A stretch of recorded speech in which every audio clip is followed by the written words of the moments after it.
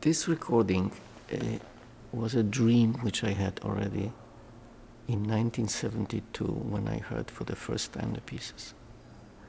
I started to work on the pieces at that time, and I was winning competitions with these pieces, and the pieces accompanied me throughout the last 50 years.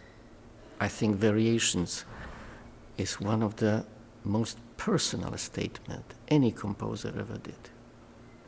It's comparable with the greatest pieces in a music history, like the third Chopin sonata. There is also a marche funèbre in it. And Szymanowski tried to commit suicide after this.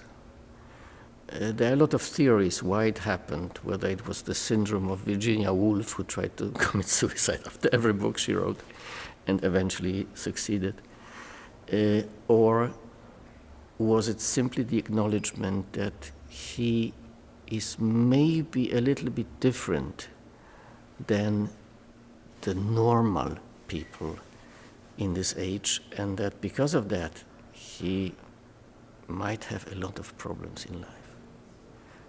In the same time, problems were, in England. Oscar Wilde had to escape from England to France because of the same problem. So you can imagine how much stronger it was in the Eastern Bloc countries, where the connection to religion is even stronger.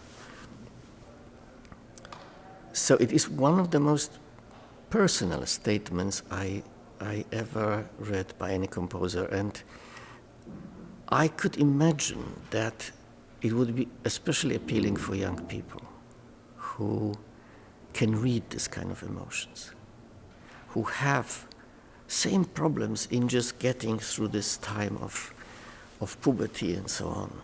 It's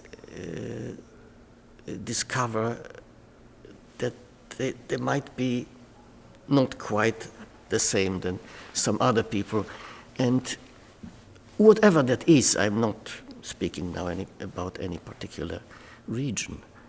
I composed this record together from various periods of his writing. The first period, which leans very much towards the Eastern music, Scriabin, Rachmaninoff. You can very clearly hear the preludes are very much inspired by Scriabin. The variations are very much inspired by this expressionistic music, romantic music of this time. The masks are from a completely different period. They come from the influence of Ravel, Gaspard de la Nuit, from maybe Petrushka by Stravinsky. This triptychon based of three unrelated pieces based on Greek mythology, on later sagas, on Don Juan, a Spanish saga, practically three people who don't have anything to do with each other. Scheherazade is 1,000 years old stuff. Later, the Tantris is based. The sagas of Tantris, there are many, but we're talking about a period which is much closer to today. And very picturesque pieces. When you listen to them few times, it's unbelievable colorful music and very valuable piece. Especially the second movement, which was in the beginning as the first movement of Tantris, which is nothing else like Tristan, shows the mask on this man who is trying not to be killed by King Mark, and eventually is being discovered by a dog who is barking 4 times before the end of the piece. Comparable again, an idea from the second ballade of Chopin, where the Świtejanka is eluding this man in dragging him into the moor, and eventually he dies, and the bell is ringing 4 o'clock, 3 o'clock actually in the morning. So the piece is something to discover. I will not say anything more because I could go on for hours, But the third period is the most Polish period, I would say. He goes into something which only Chopin had courage to do, mazurkas, and achieves an incredible mastery, completely different than Chopin's folklore. It's based on a different folklore. Chopin mazurkas are based on folklore of Mazowsze. He is basing his folklore on the Tatra, on the mountains. So the melos is completely different. The base of the material is completely different. And, of course, it's 100-something years later.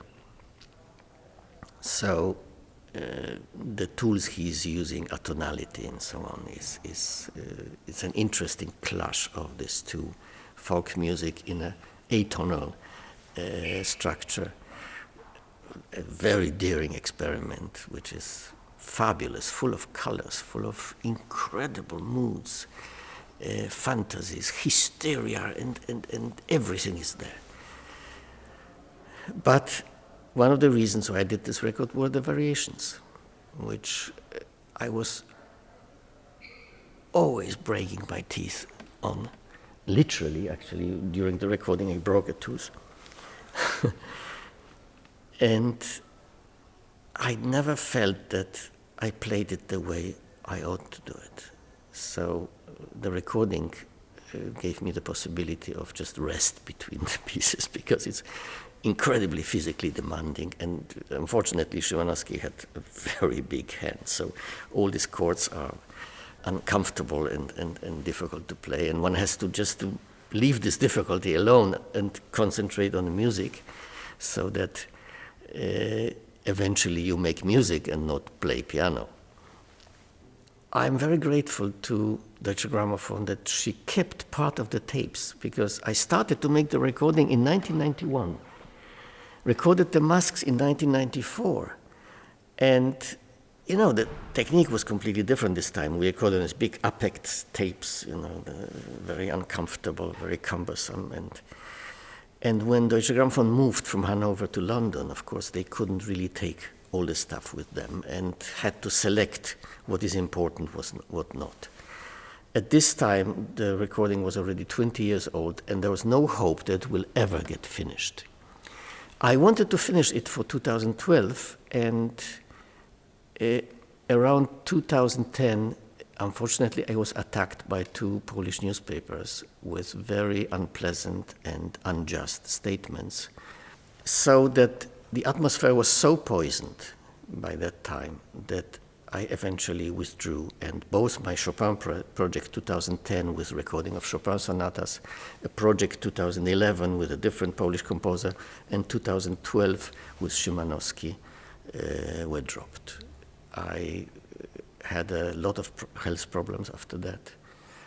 But again, 2022 came, and I was again tempted, and I said, I owe it to Szymanowski, not to the Polish audience or to the Polish journalists, but I owe it to Szymanowski, and I will be very happy to try.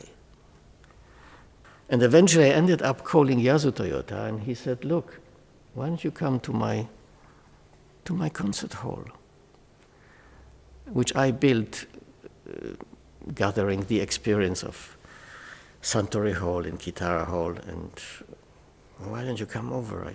You can record every night. We have something on a date, but you can sit every night there. And that was one of the most fantastic experiences. I was alone, only my tape recorder, the piano, this gorgeous acoustic of the hall, which was built for Szymanowski. And a few days later, the recording was finished. This is our duty to bring that what we are convinced about to other people, so that everybody can enjoy it. And, you know, people come to visit someone and they bring a bottle of wine or flowers for the lady. I come to a concert hall and I bring the piece which is touching my heart. And I want to share it with these people. I don't want to impose it on them. I'm just convinced that since I love it so much, they might too. I was completely mesmerized. I had the same feeling when I heard Rachmaninoff number 3, Rachmaninoff number 2. I immediately, after the record was finished, I started from the beginning, and I couldn't stop. It was 4:30 in the morning, and my mother came in and said, "Are you crazy? You go to school tomorrow." I said, "I can't stop. It's so beautiful that the moment it's over, I have to hear it again." What was the difference? That there was no recording at this time. Meanwhile, there are some other pianists who recorded very beautiful. Jerzy Starczynski recorded the variations very beautiful in Warsaw. A colleague of mine with whom I had exec for a first prize in a Prokofiev competition. Another colleague of mine, Piotr Androszewski, recorded masks some years ago. I don't know this recording, but I'm absolutely sure that he did a good job. Some of the pieces, preludes, I never heard by anybody else. And that was incredibly liberating because we are surrounded with music we already know. And I said once in an interview, I would give anything to hear for the first time the Moonlight Sonata, to discover it. We are already programmed by someone else who subconsciously we heard this music already somewhere. You never play a piece which you'd never heard. That's why it was so thrilling to first perform the Lutosławski Piano Concerto, because I suddenly realized there are so many ways of doing the same phrase that I got scared. And I went to him and I said, "Look, it's written very precisely, but still, I can screw it up in so many ways that I'm really afraid." And he said, "I just wrote it. You are the interpreter." And it's fascinating because you can notice this in a world of composition. The most interesting time for me is the beginning of the last century, of 1900. It's maybe the most interesting time for the human race. We forgot what an incredible place the world was on a fin de siècle and the beginning of this 20th century. How much the First World War destroyed, and we never recovered from that. And then came the Second World War, and we are still recovering from that 120 years later. I mean, from the beginning of the century measured. But the significant thing, which is different than in any time later, is the variety. These people were not manipulated by phonography yet. And when you look in various countries how different every composer is writing, here is still just, Brahms just finished, Liszt just finished, Wagner and so on. Here is coming Scriabin, Rachmaninoff, Shostakovich, Stravinsky, completely different aesthetics. In America is Amy Beach, completely different writing. In France are two completely different composers. England, Italy, Spain, completely different aesthetics. The same the orchestras. Still, after the war, you could distinguish with your own ears what the Rhine brass was, how the Wiener Philharmoniker strings sounded, and so on and so on. The orchestras had their faces, had their ways of.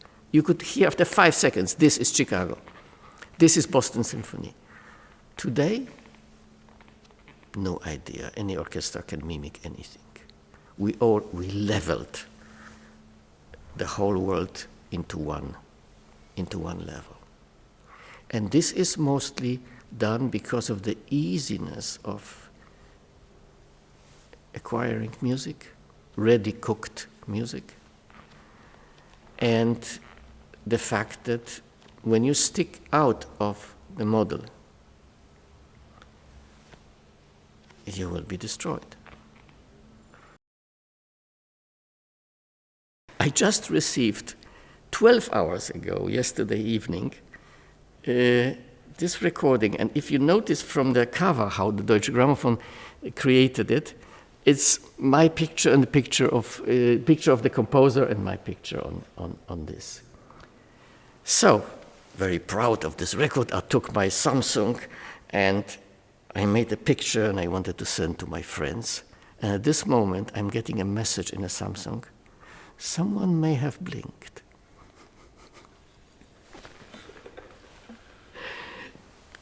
There is a function in this camera that when you make a picture of a group and someone blinks, the camera is actually informing you.